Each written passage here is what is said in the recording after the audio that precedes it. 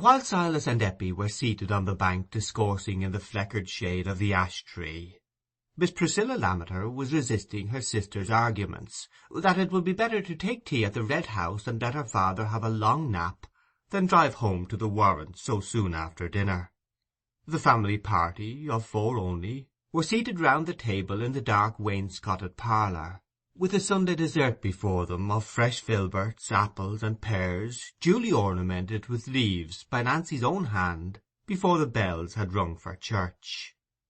A great change has come over the dark wainscoted parlour since we saw it in Godfrey's bachelor days, and under the wifeless reign of the old squire. Now all is polish on which no yesterday's dust is ever allowed to rest, from the yard's width of oaken boards round the carpet to the old squire's guns and whips and walking-sticks, ranged on the stag's antlers above the mantelpiece. All other signs of sporting and outdoor occupation Nancy has removed to another room, but she has brought into the Red House the habit of filial reverence, and preserves sacredly in a place of honour these relics of her husband's departed father. The tankards are on the side table still, but the bossed silver is undimmed by handling, and there are no dregs to send forth unpleasant suggestions.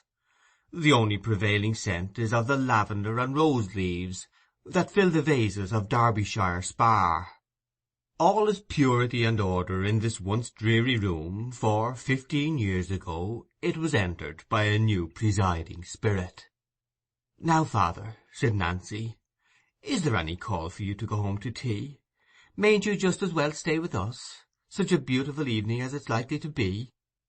The old gentleman had been talking with Godfrey about the increasing poor rate and the ruinous times, and had not heard the dialogue between his daughters. "My dear, you must ask Priscilla," he said in the once firm voice, now become rather broken. "She manages me and the farm too." "And reason good as I should manage you, father," said Priscilla, "else you'd be giving yourself your death with rheumatism. And as for the farm, if anything turns out wrong, as it can't but do in these times, there's nothing kills a man so soon as having nobody to find fault with but himself. It's a deal the best way of being master, to let somebody else do the ordering, and keep the blaming in your own hands. It'd save many a man a stroke, I believe."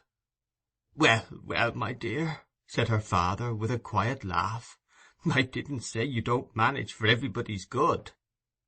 "Then manage so as you may stay to tea, Priscilla," said Nancy, putting her hand on her sister's arm affectionately. "Come now, and we'll go round the garden while father has his nap." "My dear child, he'll have a beautiful nap in the gig, for I shall drive. And as for staying to tea, I can't hear of it, for there's this dairymaid, now she knows she's to be married turned Michaelmas, she'll as lief pour the new milk into the pig trough as into the pans. That's the way with 'em all. It's as if they thought the world 'ud be new made because they're to be married. So come and let me put my bonnet on, and there'll be time for us to walk round the garden while the horse is being put in." When the sisters were treading the neatly swept garden walks, between the bright turf that contrasted pleasantly with the dark cones and arches and wall-like hedges of yew, Priscilla said, "I'm as glad as anything at your husband making that exchange of land with cousin Osgood, and beginning the dairying. It's 1,000 pities you didn't do it before, for it'll give you something to fill your mind. There's nothing like a dairy if folks want a bit of work to make the days pass. For as for rubbing furniture, when you can once see your face in a table, there's nothing else to look for. But there's always something fresh with a dairy, for even in the depths of winter there's some pleasure in conquering the butter, and making it come whether or no. My dear," added Priscilla, pressing her sister's hand affectionately as they walked side by side, "you'll never be low when you've got a dairy." "Ah, Priscilla," said Nancy, returning the pressure with a grateful glance of her clear eyes, "but it won't make up to Godfrey. A dairy's not so much to a man, and it's only what he cares for that ever makes me low. I'm contented with the blessings we have, if he can be contented." "It drives me past patience," said Priscilla impetuously, "that way of the men, always wanting and never easy with what they've got. They can't sit comfortable in their chairs when they've neither ache nor pain, but either they must stick a pipe in their mouths to make 'em better than well, or else they must be swallowing something strong, though they're forced to make haste before the next meal comes in. But joyful be it spoken, our father was never that sort of man. And if it had pleased God to make you ugly like me, so as the men wouldn't ha' run after you, we might ha' kept to our own family, and had nothing to do with folks as have got uneasy blood in their veins." "Oh, don't say so, Priscilla," said Nancy, repenting that she had called forth this outburst. "Nobody has any occasion to find fault with Godfrey. It's natural he should be disappointed at not having any children. Every man likes to have somebody to work for and lay by for. And he always counted on making a fuss of them when they were little. There's many another man 'ud hanker more than he does. He's the best of husbands." "Oh, I know," said Priscilla, smiling sarcastically. "I know the way of wives. They set one on to abuse their husbands, and then they turn round on one and praise 'em as if they wanted to sell 'em. But father'll be waiting for me. We must turn now."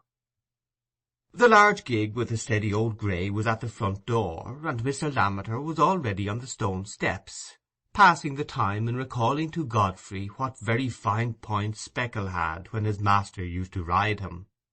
"I always would have a good horse, you know," said the old gentleman, not liking that spirited time to be quite effaced from the memory of his juniors. "Mind you bring Nancy to the Warrens before the week's out, Mr. Cass," was Priscilla's parting injunction, as she took the reins and shook them gently, by way of friendly incitement to Speckle. "I shall just take a turn to the fields against the stone pits, Nancy, and look at the draining," said Godfrey. "You'll be in again by tea-time, dear?" "Oh, yes, I shall be back in an hour." It was Godfrey's custom on a Sunday afternoon to do a little contemplative farming in a leisurely walk. Nancy seldom accompanied him, for the women of her generation, unless, like Priscilla, they took to outdoor management, were not given to much walking beyond their own house and garden, finding sufficient exercise in domestic duties. So, when Priscilla was not with her, she usually sat with Manse Bible before her, and after following the text with her eyes for a little while, she would gradually permit them to wander, as her thoughts had already insisted on wandering. But Nancy's Sunday thoughts were rarely quite out of keeping with the devout and reverential intention implied by the book spread open before her. She was not theologically instructed enough to discern very clearly the relation between the sacred documents of the past, which she opened without method, and her own obscure, simple life. But the spirit of rectitude and the sense of responsibility for the effect of her conduct on others, which were strong elements in Nancy's character, had made it a habit with her to scrutinize her past feelings and actions with self-questioning solicitude. Her mind not being courted by a great variety of subjects, she filled the vacant moments by living inwardly, again and again, through all her remembered experience, especially through the 15 years of her married time, in which her life and its significance had been doubled. She recalled the small details, the words, tones, and looks in the critical scenes which had opened a new epoch for her, by giving her a deeper insight into the relations and trials of life, or which had called on her for some little effort of forbearance, or of painful adherence to an imagined or real duty, asking herself continually whether she had been in any respect blamable. This excessive rumination and self-questioning is perhaps a morbid habit, inevitable to a mind of much moral sensibility when shut out from its due share of outward activity and of practical claims on its affections, inevitable to a noble-hearted, childless woman, when her lot is narrow. "I can do so little, have I done it all well?" is the perpetually recurring thought, and there are no voices calling her away from that soliloquy, no peremptory demands to divert energy from vain regret or superfluous scruple. There was one main thread of painful experience in Nancy's married life, and on it hung certain deeply felt scenes which were the oftenest revived in retrospect. The short dialogue with Priscilla in the garden had determined the current of retrospect in that frequent direction this particular Sunday afternoon. The first wandering of her thought from the text, which she still attempted dutifully to follow with her eyes and silent lips, was into an imaginary enlargement of the defence she had set up for her husband against Priscilla's implied blame. The vindication of the loved object is the best balm affection can find for its wounds. A man must have so much on his mind, is the belief by which a wife often supports a cheerful face, under rough answers and unfeeling words. And Nancy's deepest wounds had all come from the perception that the absence of children from their hearth was dwelt on in her husband's mind as a privation to which he could not reconcile himself. Yet sweet Nancy might have been expected to feel still more keenly the denial of a blessing to which she had looked forward with all the varied expectations and preparations, solemn and prettily trivial, which fill the mind of a loving woman when she expects to become a mother.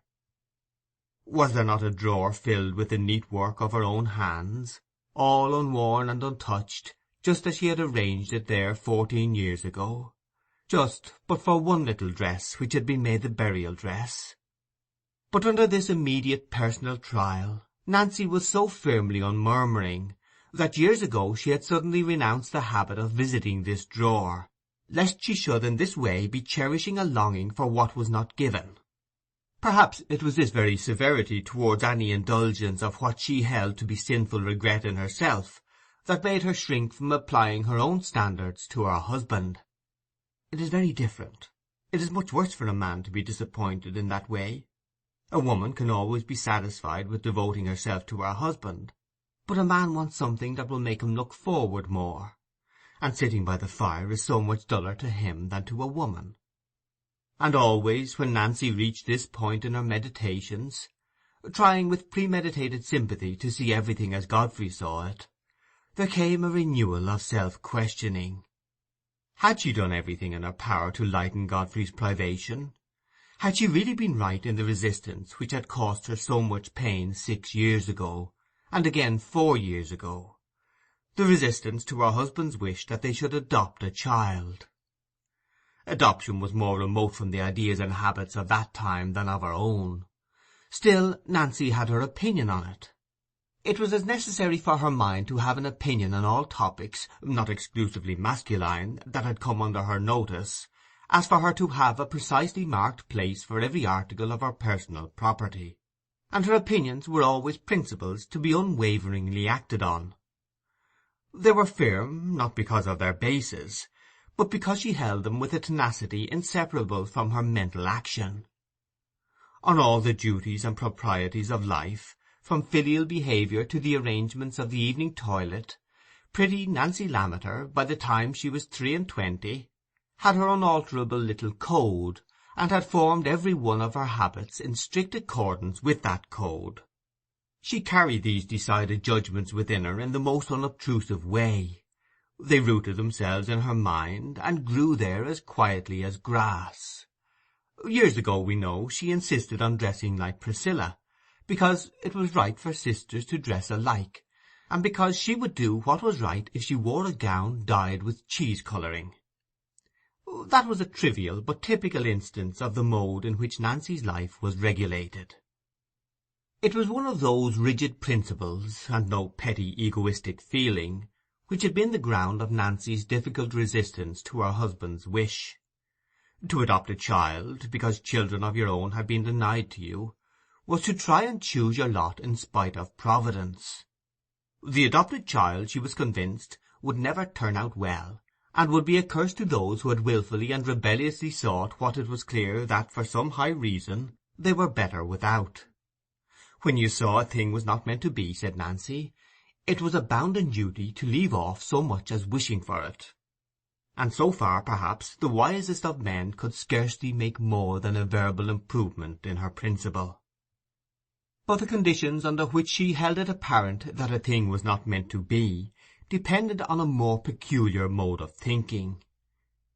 She would have given up making a purchase at a particular place if, on 3 successive times, rain or some other cause of heaven's sending had formed an obstacle, and she would have anticipated a broken limb or other heavy misfortune to anyone who persisted in spite of such indications. "But why should you think the child would turn out ill?" said Godfrey in his remonstrances. "She has thriven as well as child can do with the weaver, and he adopted her. There isn't such a pretty little girl anywhere else in the parish, or one fitter for the station we could give her." Where can be the likelihood of her being a curse to anybody?" "Yes, my dear Godfrey," said Nancy, who was sitting with her hands tightly clasped together, and with yearning, regretful affection in her eyes. "The child may not turn out ill to the weaver, but then he did not go to seek her, as we should be doing. It will be wrong, I feel sure it will. Don't you remember what that lady we met at the Royston baths told us about the child her sister adopted? That was the only adopting I ever heard of, and the child was transported when it was 23. Dear Godfrey, don't ask me to do what I know is wrong. I should never be happy again. I know it is very hard for you. It's easier for me, but it's the will of Providence." It might seem singular that Nancy, with her religious theory pieced together out of narrow social traditions, fragments of church doctrine imperfectly understood, and girlish reasonings on her small experience, should have arrived by herself at a way of thinking so nearly akin to that of many devout people, whose beliefs are held in the shape of a system quite remote from her knowledge. Singular, if we did not know that human beliefs, like all other natural growths, elude the barriers of system. Godfrey had from the first specified Eppie, then about 12 years old, as a child suitable for them to adopt. It had never occurred to him that Silas would rather part with his life than with Eppie. Surely the weaver would wish the best to the child he had taken so much trouble with, and would be glad that such good fortune should happen to her. She would always be very grateful to him, and he would be well provided for to the end of his life, provided for as the excellent part he had done by the child deserved. Was it not an appropriate thing for people in a higher station to take a charge off the hands of a man in a lower? It seemed an eminently appropriate thing to Godfrey, for reasons that are known only to himself. And by a common fallacy he imagined the measure would be easy because he had private motives for desiring it. This was rather a coarse mode of estimating Silas's relation to Eppie, but we must remember that many of the impressions which Godfrey was likely to gather concerning the labouring people around him would favour the idea that deep affections can hardly go along with callous palms and scant means, and he had not had the opportunity, even if he had had the power, of entering immediately into all that was exceptional in the weaver's experience. It was only the want of adequate knowledge that could have made it possible for Godfrey deliberately to entertain an unfeeling project. His natural kindness had outlived the blighting time of cruel wishes, and Nancy's praise of him as a husband was not founded entirely on a wilful illusion. "I was right," she said to herself, when she had recalled all their scenes of discussion. "I feel I was right to say him nay, though it hurt me more than anything. But how good Godfrey has been about it! Many men would have been very angry with me for standing out against their wishes, and they might have thrown out that it had ill luck in marrying me. But Godfrey has never been the man to say an unkind word. It's only what he can't hide. Everything seems so blank to him, I know, and the land, what a difference it'd make to him, when he goes to see after things, if he'd children growing up that he was doing it all for. But I won't murmur, and perhaps if he'd married a woman who'd have had children, she'd have vexed him in some other ways." This possibility was Nancy's chief comfort, and to give it greater strength she laboured to make it impossible that any other wife should have had more perfect tenderness. She had been forced to vex him by that one denial. Godfrey was not insensible to her loving effort, and did Nancy no injustice as to the motives of her obstinacy. It was impossible to have lived with her 15 years and not be aware that an unselfish clinging to the right, and a sincerity clear as the flower-born dew, were her main characteristics. Indeed, Godfrey felt this so strongly that his own more wavering nature, too averse to facing difficulty to be unvaryingly simple and truthful, was kept in a certain awe of this gentle wife who watched his looks with a yearning to obey them. It seemed to him impossible that he should ever confess to her the truth about Eppie. She would never recover from the repulsion the story of his earlier marriage would create, told to her now after that long concealment. And the child, too, he thought, must become an object of repulsion. The very sight of her would be painful. The shock to Nancy's mingled pride and ignorance of the world's evil might even be too much for her delicate frame. Since he had married her with that secret in his heart, he must keep it there to the last. Whatever else he did, he could not make an irreparable breach between himself and his long-loved wife. Meanwhile, why could he not make up his mind to the absence of children from a hearth brightened by such a wife?